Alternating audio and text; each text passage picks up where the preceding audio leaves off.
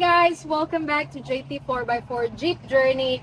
So for today's video, we have an exciting video. Our tires came today, and a huge shout out for Thunderer Tires for sponsoring our Jeep build. So this is gonna be the next episode for our Jeep build. So stay tuned as we take a closer look at these tires and why we chose them. So first of all guys, Thunderer is part of the D-Stone family of companies, one of Thailand's largest tires manufacturers with decades of experience producing tires for markets around the world.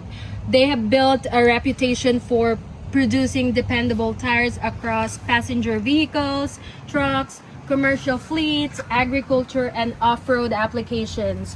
While Thunderer is not as recognizable in the United States as big brands, they've continued to grow because they're focused on delivering strong performance at a competitive price.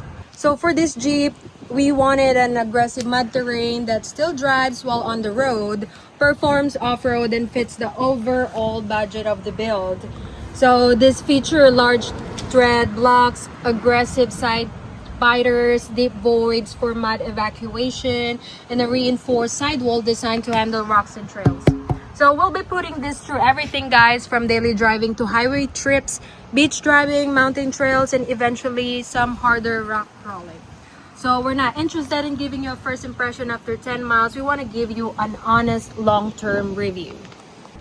So maybe a lot of you guys are questioning or curious, why did we choose Thunderer instead of big brands of tires out there, so we chose Thunderer because they look aggressive, and aside from that, they're also affordable.